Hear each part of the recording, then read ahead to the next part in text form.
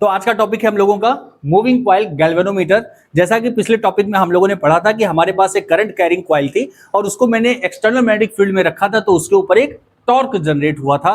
Topic का नाम था हमारा torque on A current carrying coil in magnetic field. और हमारा जो मूविंग कॉइल गैल्वेनोमीटर होता है या फिर जो गैल्वेनोमीटर है वो इसी प्रिंसिपल पर वर्क करता है। आइए हम लोग देखते हैं जो गैल्वेनोमीटर है उसका कंस्ट्रक्शन किस तरीके से होता है, उसकी वर्किंग क्या होती है, उसके सारे एस्पेक्ट्स के बारे में हम लोग यहाँ पर बातें करेंगे। तो सबसे पहले मैं इसके कंस्ट्रक्शन को अगर कंप्लीट करूं तो देखिए, जो हमारा गैल्वेनोमीटर होता है इसमें हम एक स्पेशल टाइप के मैग्नेट का यूज करते हैं जिसे क्या कहते हैं, सर्कुलर मैग्नेट्स कहते हैं। देखिए सर्कुलर मैग्नेट्स कुछ इस तरीके से हम लोग फॉर्म करेंगे। ये हमारी क्या है, सर्कुलर मैग्नेट्स हैं। आप ही इस फिगर को बना करके प्रैक्टिस कर लीजिए। यहाँ पर जो दोनों मैग्नेट्स हैं, एक है हमारा नॉर्थ पोल और एक है हमारा साउथ पोल। अब देखिए ये जो मैग्नेट मैंने बनाई है, अगर इसको मैं ऊपर से ऑब्जर्व करूंगा तो ऊपर से आपको ये मैग्नेट कुछ इस तरीके की दिखाई देगी, ऐसे दिखाई देगी। ये हमारा है नॉर्थ पोल, ये हमारा साउथ पोल। अब यहां पर आप देखेंगे तो ये मैग्नेट कुछ इस तरीके से सर्कुलर शेप में है ना।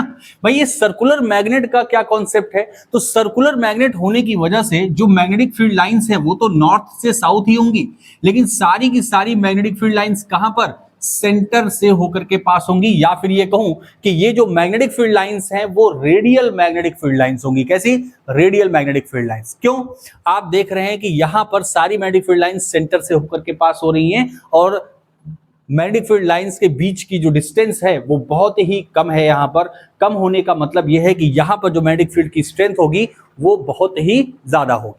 ठीक है ना। अभी हम लोग इस पे और बात करेंगे कि क्यों मैं यहां पर मैग्नेटिक फील्ड की स्ट्रेंथ ज्यादा चाहता हूं। सबसे पहले जरा ये कंस्ट्रक्शन हम लोग गैल्वेनोमीटर का कंप्लीट कर लें। तो यहां बीच में मैंने क्या किया, एक सॉफ्ट आयरन की कोर यहां पर प्लेस की। सॉफ्ट आयरन की कोर क्यों रखते हैं, क्योंकि सॉफ्ट आयरन जो मटेरियल होता है इसको अगर हम किसी भी एक्सटर्नल मैग्नेटिक फील्ड में रखते हैं तो ये बहुत ही जल्दी मैग्नेटाइज्ड हो जाता है, यानी कि मैग्नेटिक प्रॉपर्टी शो करने लगता है। ठीक है। अच्छा, इस सॉफ्ट आयरन की कोर के ऊपर मैंने जो करंट कैरिंग वायर है उसको कुछ इस तरीके से लपेट दिया। ये देखिए इस तरीके से मैंने क्या किया, इसके ऊपर करंट कैरिंग वायर को लपेट दिया और इसका जो एक टर्मिनल है T1 और ये दूसरा टर्मिनल है T2, इसको मैंने किससे कनेक्ट कर दिया, इलेक्ट्रिसिटी यानी कि जो हमारा सर्किट है उसमें हमने टर्मिनल T1 और T2 को कनेक्ट कर दिया। देखिए यहाँ पर गैल्वेनोमीटर का फिगर है ना, ये जो टर्मिनल्स है इसको मैं किससे कनेक्ट करता हूँ, इलेक्ट्रिकल सर्किट के टर्मिनल से कनेक्ट कर देता हूँ। तो यहाँ पर मैंने क्या किया, इन दोनों को टर्मिनल से कनेक्ट कर दिया।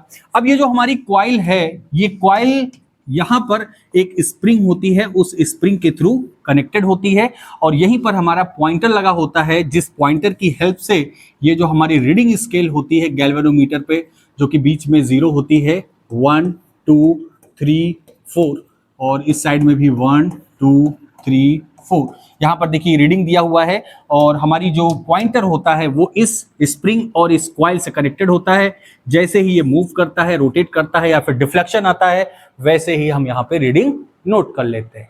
ठीक है ना। तो चलिए ये जरा मैं बात कर रहा था कि यहाँ पर मैंने कहा कि रेडियल मैग्नेटिक फील्ड लाइंस का यूज क्यों करते हैं। तो जरा आप याद करिए, ये जो हमारा टॉपिक था torque on A current carrying coil, यानी कि किसी भी करंट कैरिंग कंडक्टर को अगर मैं किसी भी मैग्नेटिक फील्ड में रखता हूं तो उसके ऊपर क्या जनरेट होता है, टॉर्क लगता है। कितना टॉर्क लगता है, तो वो था NIAB साइन थीटा।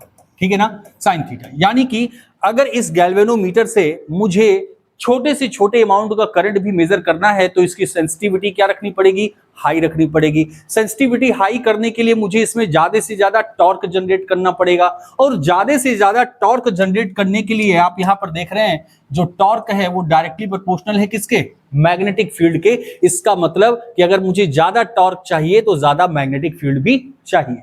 तो सबसे पहला रीजन तो यही हो गया कि सेंटर में मैग्नेटिक फील्ड मैंने इसीलिए ज्यादा की है यहां पर, ताकि मुझे ज्यादा से ज्यादा मैग्नेटिक फील्ड मिल सके, जिससे कि ज्यादा से ज्यादा टॉर्क जनरेट हो सके, जिससे कि मैं छोटे से छोटे अमाउंट का करंट भी मेजर कर सकूं आसानी से। अब यहां पर अगर बात करते हैं कि ये जो हमारा सॉफ्ट आयरन का कोर है, मैंने कहा सॉफ्ट आयरन कोर को जब मैं किसी एक्सटर्नल मैग्नेटिक फील्ड के बीच में रखूंगा तो वो और भी ज्यादा मैग्नेटाइज हो जाता है, यानी कि मैग्नेटिक प्रॉपर्टीज बिहेव शो करने लगता है। तो यहां पर और भी ज्यादा मैग्नेटिक फील्ड, भाई ये हमारी रेडियल मैग्नेटिक फील्ड लाइंस तो पहले से है ही, साथ में ये जो सॉफ्ट आयरन की कोर है ये भी मैग्नेटिक प्रॉपर्टी बिहेव करने लगेगी, जिससे कि ये जो हमारी रेक्टेंगुलर कॉइल है, जो लूप है, इसमें और भी ज्यादा टॉर्क जनरेट होगा। और जब टॉर्क जनरेट होगा तो यहां पर अगर छोटे से छोटे अमाउंट का भी करंट होगा तो हम उसे आसानी से मेजर कर सकते हैं। ठीक है ना। आइए जरा दूसरे एस्पेक्ट के बारे में बात करते हैं। यहां पर जो हमारे पास इक्वेशन आया है NIAB sin थीटा, यहां पर देखिए जो sin थीटा है ये किसके बीच का एंगल है, तो आपने देखा था कि ये जो एरिया वेक्टर A है और मैग्नेटिक फील्ड B, इसके बीच का एंगल कितना है, ये sin थीटा। अब यहां पर मैंने रेडियल मैग्नेटिक फील्ड लाइंस क्यों यूज की है, इसका दूसरा रीजन भी एक देखते हैं। देखिए ये जो मेरे पास बीच में सॉफ्ट आयरन की कोर रखी है, अगर मैं इसको ऊपर से देखूंगा तो इस फिगर में ये सॉफ्ट आयरन की कोर कैसी दिखाई दे रही है भाई, ऐसे दिखाई दे रही है, ठीक है ना।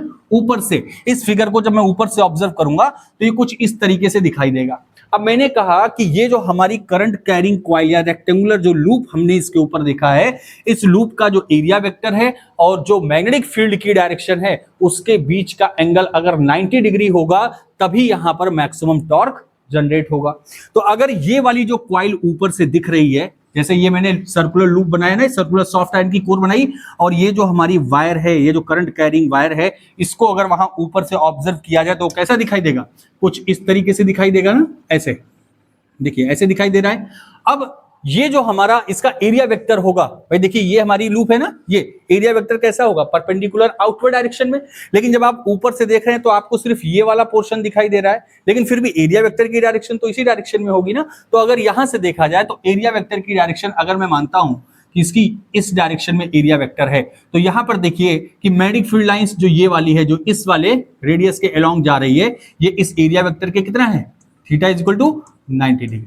अगर मान लीजिए कि यही चीज ये जो कॉइल है हमारी इस पोजीशन पर आ जाती, यहां पर आ जाती, उस कंडीशन में भी एरिया वेक्टर इसका किधर होता, एरिया वेक्टर में कह देता कि इसका इस डायरेक्शन में है, तो ये वाली जो हमारी मैग्नेटिक फील्ड लाइंस होती, चूंकि रेडियल मैग्नेटिक फील्ड लाइंस है, यहां पर भी एंगल कितना बन रहा होता, 90 डिग्री बन रहा होता, और उस केस में यहां पर जो टॉर्क मिलता हमको मैक्सिमम मिलता, जो कि होता NIAB के बराबर, ठीक है ना। तो ये भी एक रीजन है radial magnetic field lines use करने का, क्योंकि जब ये रेडियल मैग्नेटिक फील्ड लाइंस होंगी तो हर एक पॉइंट पर जो हमारा एरिया वेक्टर और मैग्नेटिक फील्ड के बीच का एंगल होगा वो 90 डिग्री होगा, जिससे कि हमें मैक्सिमम टॉर्क मिलेगा, और मैक्सिमम टॉर्क मिलने से मैं छोटे से छोटे अमाउंट के करंट को भी इस गैल्वेनोमीटर से मेजर कर सकूंगा, ठीक है। तो अब यहां पर आइए जरा इसके वर्किंग के बारे में बात करते हैं। वर्किंग क्या है भाई, देखिए जैसे ही इसके टर्मिनल T1 और T2 से मैं इसको कनेक्ट करूंगा, इस गैल्वेनोमीटर को, इस टर्मिनल T1 और T2 को किसी भी इलेक्ट्रिकल सर्किट में कनेक्ट करूंगा, भाई इसमें करंट फ्लो होगी,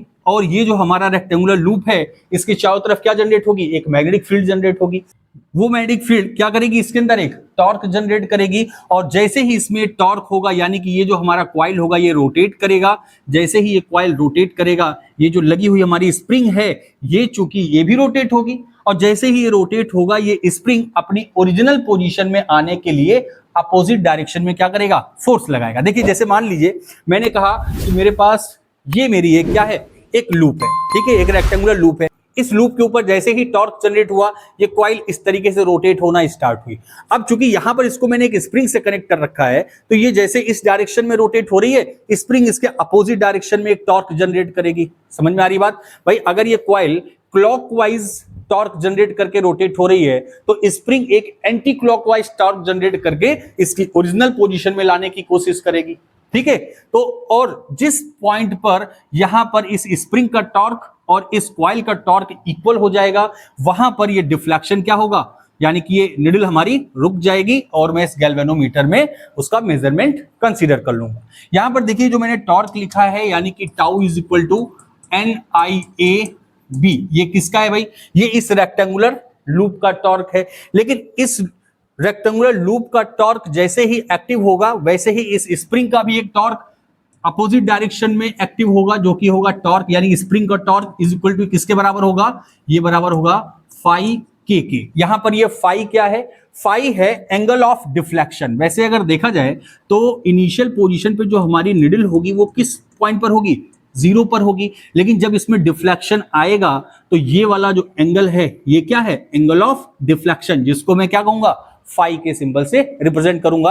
और यहां पर ये जो के है इसको हम लोग बोलते हैं टॉर्जिनल कांस्टेंट। क्या बोलते हैं, टॉर्जिनल कांस्टेंट, यानी कि जिस मटेरियल का या जिस भी स्प्रिंग का टॉर्जिनल कांस्टेंट ज्यादा होगा वो स्प्रिंग ज्यादा हार्ड होगी, यानी कि जल्दी ट्विस्ट नहीं होगी, और जिसका टॉर्जिनल कांस्टेंट कम होगा वो स्प्रिंग थोड़ी हल्की होगी, इजिली, यानी कि किसी भी बहुत ही ज्यादा सेंसिटिव होगी, इजिली वो रोटेट कर जाएगी। ठीक है ना। तो यहां पर मैंने कहा कि जिस टाइम पर ये हमारे कॉइल का टॉर्क यानी कि NIAB और इस स्प्रिंग का टॉर्क इक्वल होगा, उस जगह पर ये निडल जाकर के रुकेगी और वहीं पर मैं मेजरमेंट करूंगा गैल्वेनोमीटर से कि कितनी करंट है। तो वो कंडीशन अगर मैं दिखाऊं तो वो क्या होगी, देखिए ये दोनों बराबर करना होगा, यानी कि NIAB is equal to phi के, और अगर यहां पर मैं बताऊं कि फाई इज इक्वल टू क्या होगा, NIAB अपॉन के। यानी कि ये जो हमारे पास इक्वेशन आया है angle of deflection phi is equal to NIAB upon के, यहां से एक रिजल्ट हमको और मिलता है। क्या मिलता है कि भाई जो फाई है वो डायरेक्टली प्रोपोर्शनल है किसके, आई के, यानी कि जो एंगल ऑफ डिफ्लेक्शन है वो डायरेक्टली प्रोपोर्शनल है करंट के। जितने ज्यादा अमाउंट का करंट होगा उस गैल्वेनोमीटर में उतना ही ज्यादा डिफ्लेक्शन शो होगा, जितना कम करंट होगा उतना ही कम डिफ्लेक्शन आएगा। ठीक है ना। तो ये बात हो गई हमारे पास कुछ, ये हमारा वर्किंग है, ये हमारा कंस्ट्रक्शन है इसका।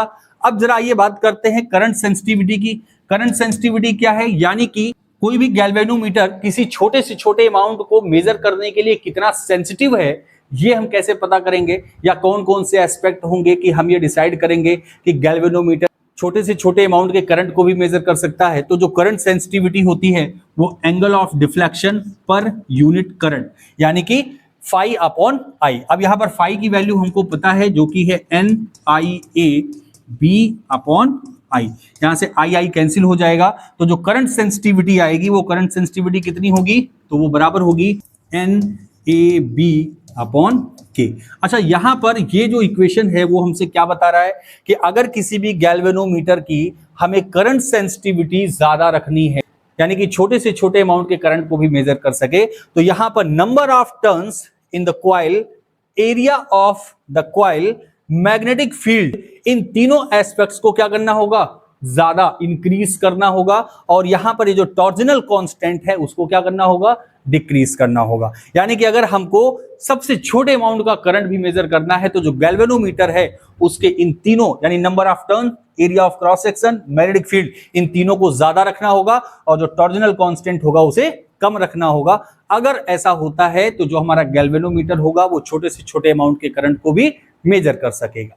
तो मेरे ख्याल से आप लोगों को समझ में आया होगा कि जो हमारा गैल्वेनोमीटर है वो किस प्रिंसिपल पर बेस है, क्या इसका स्ट्रक्चर है और ये किस तरीके से वर्क करता है, किस तरीके से यहाँ पर हमने ये सर्कुलर मैग्नेट्स का यूज किया, क्यों ऐसा किया, क्यों हम रेडियल मैग्नेटिक फील्ड लाइंस का यूज करते हैं, ये सारी चीजें आपको समझ में आई होंगी। अगर अच्छा लगा तो प्लीज इसको लाइक करिए, शेयर करिए और सब्सक्राइब करिए। मिलते हैं हम लोग अगले टॉपिक के साथ कि इसी गैल्वेनोमीटर को हम लोग एमीटर और वोल्टमीटर में कन्वर्ट करेंगे। तब तक के लिए थैंक यू वेरी मच।